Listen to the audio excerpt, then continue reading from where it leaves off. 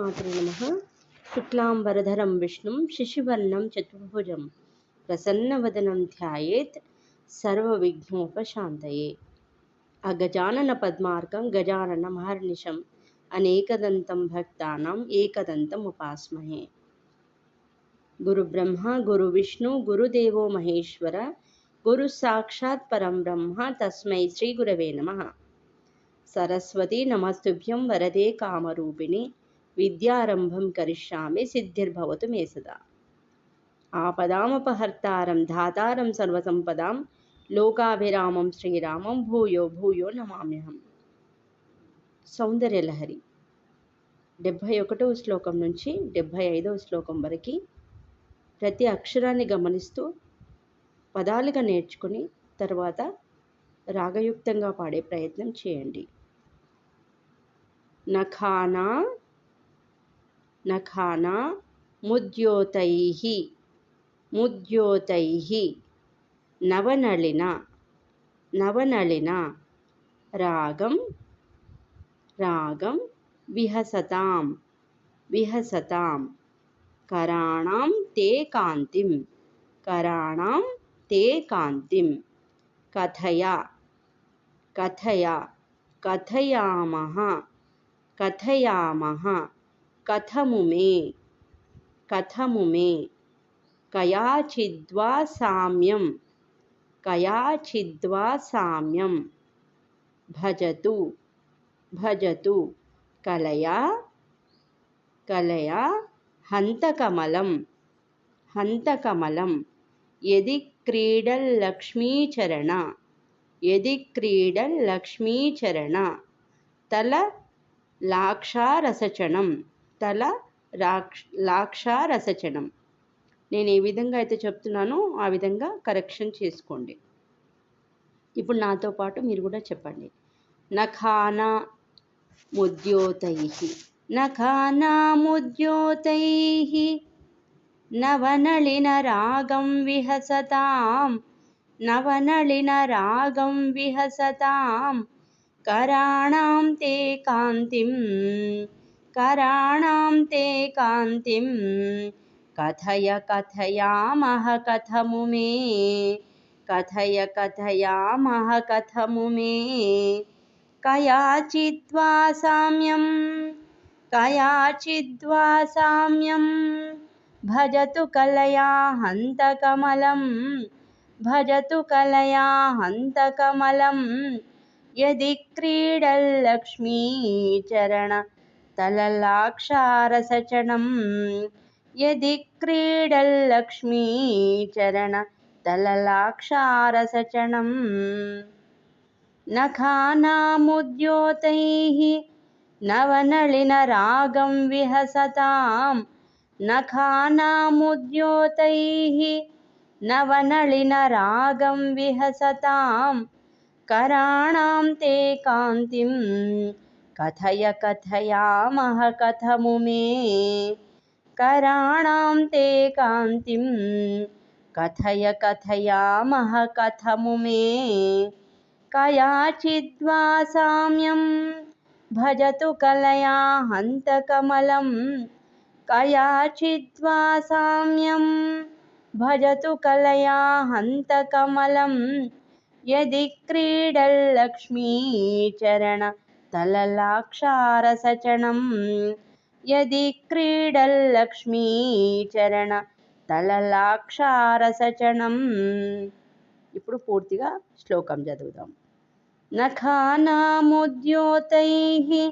నవనళిన రాగం విహసతాం కరాణాం తే కాంతిం కథయ కథయామః కథము మే కయాచిద్వా సామ్యం భజతు కలయా హంతకమలం యది క్రీడల్లక్ష్మీచరణ తలలాక్షారసచనం.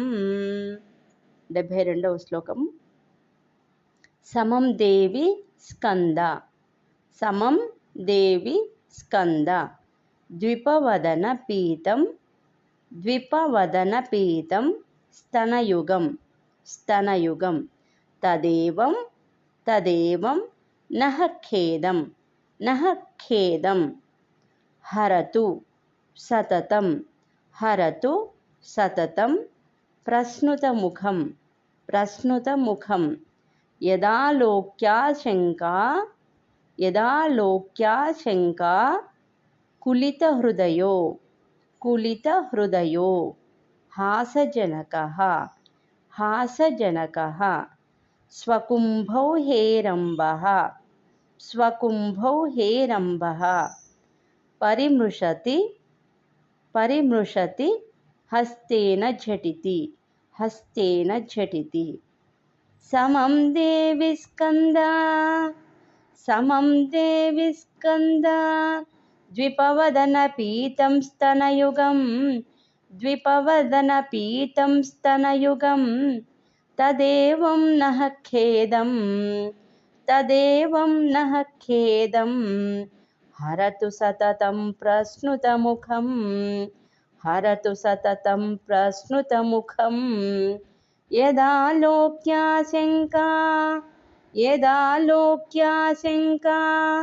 कुलितहृदयो हासजनकः कुलितहृदयो हासजनकः स्वकुम्भौ हेरम्भः स्वकुम्भौ हेरम्भः परिमृशति हस्तेन झटिति परिमृशति हस्तेन झटिति అక్షరాన్ని ఒత్తి పలికే చోట స్పష్టంగా ఒత్తి పలికే ప్రయత్నం చేయండి.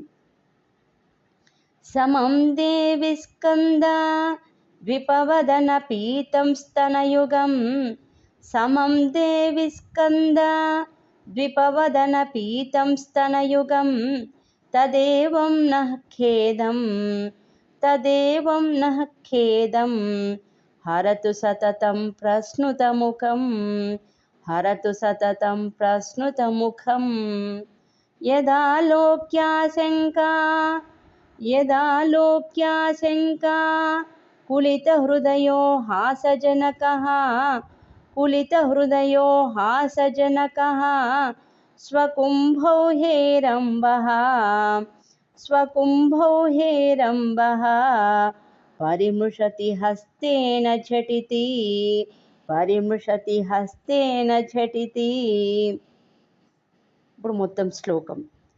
సమం దేవి స్కంద ద్విపవదన పీతం స్తనయుగం తదేవం నః ఖేదం హరతు సతతం ప్రస్నుతముఖం యదా లోక్యాశంకా కులితహృదయో హాసజనకः స్వకుంభో హేరంబః పరిమృశతి హస్తేన ఝటితి. 73వ శ్లోకం. అమూతే వక్షోజాః అమూతే వక్షోజాః విసర్గ. అమృతరస అమృతరస మాణిక్యకుతుపౌ మాణిక్యకుతుపౌ న సందేహస్పందో న సందేహస్పందో నగపతి పతాకే మనసినః నగపతి పతాకే మనసినః పిబంతౌ తౌ యస్మా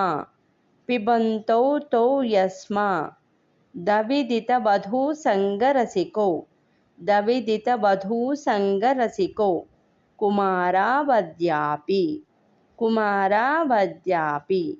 ద్విరదవదన క్రౌంచదళనౌ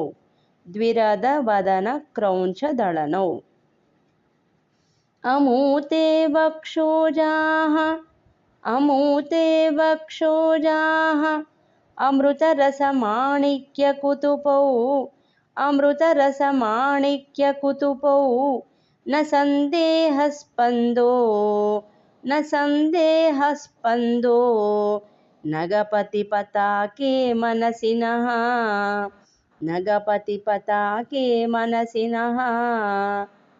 పిబంతౌ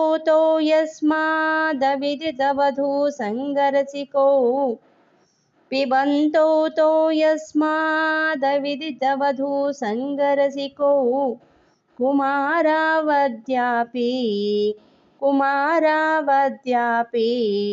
ద్విరదవదన క్రౌంచదళనౌ द्विरदवदनक्रौञ्चदळनौ अमूते वक्षोजाः अमृतरसमाणिक्यकुतुपौ अमूते वक्षोजाः अमृतरसमाणिक्यकुतुपौ न सन्देहस्पन्दो नगपतिपताके मनसि नः न सन्देहस्पन्दो नगपतिपताके मनसि नः पिबन्तौ तौ यस्मादविदितवधूसङ्गरसिकौ पिबन्तौ तौ यस्मादविदितवधूसङ्गरसिकौ कुमारावद्यापि द्विरदवदनक्रौञ्चदळनौ कुमारावद्यापि द्विरदवदनक्रौञ्चदळनौ మొత్తం శ్లోకం అమూతే వక్షోజాః అమృతరసమాణిక్యకుతుపౌ న సందేహస్పందో నగపతిపతాకే మనసి నః పిబంతౌ తౌ యస్మాదవిదితవధూసంగరసికౌ కుమారావద్యాపి విరదవదన క్రౌంచదళనౌ. ఇప్పుడు 74వ శ్లోకం. వహత్యంబస్తంభేః విసర్గ. వహత్యంబస్తంభేః అమదనుజ కుంభ ప్రకృతిభిః అమదనుజ కుంభ ప్రకృతిభిః సమారబ్ధాం ముక్తా సమారబ్ధాం ముక్తా మణిభిరమలాం హారలతికాం మణిభిరమలాం హారలతికాం కుచాభోగో బింబ కుచాభోగో బింబ అధరరుచి అధరరుచి భిరంతశబలితాం భిరంతశబలితాం ప్రతాపవ్యామిశ్రాం ప్రతాపవ్యామిశ్రాం పురదమయితుః పురదమయితుః కీర్తిమివతే కీర్తిమివతే. వహత్యంబస్తంభేః వహత్యంబస్తంభేః అమదనుజ కుంభ ప్రకృతిభిః అమదనుజ కుంభ ప్రకృతిభిః సమారబ్ధాం ముక్తా సమారబ్ధాం ముక్తా మణిభిరమలాం హారలతికాం మణిభిరమలాం హారలతికాం కుచాభోగో బింబ కుచాభోగో బింబ అధరరుచిభిరంతశబలితాం అధరరుచిభిరంతశబలితాం ప్రతాపవ్యామిశ్రాం ప్రతాపవ్యామిశ్రాం పురదమయితుః కీర్తిమివతే పురదమయితుః కీర్తిమివతే. వహత్యంబస్తంభేః అమదనుజ కుంభ ప్రకృతిభిః వహత్యంబస్తంభేః అమదనుజ కుంభ ప్రకృతిభిః సమారబ్ధాం ముక్తా సమారబ్ధాం ముక్తా మణిభిరమలాం హారలతికాం మణిభిరమలాం హారలతికాం కుచాభోగో బింబ కుచాభోగో బింబ అధరరుచిభిరంతశబలితాం అధరరుచిభిరంతశబలితాం ప్రతాపవ్యామిశ్రాం పురదమయితుః కీర్తిమివతే ప్రతాపవ్యామిశ్రాం పురదమయితుః కీర్తిమివతే. మొత్తం శ్లోకం. వహత్యంబస్తంభే అమదనుజ కుంభ ప్రకృతిభిః సమారబ్ధాం ముక్తా మణిభిరమలాం హారలతికాం కుచాభోగో బింబ అధరరుచిభిరంతశబలితాం ప్రతాపవ్యామిశ్రాం పురదమయితుః కీర్తిమివతే. 75వ శ్లోకం.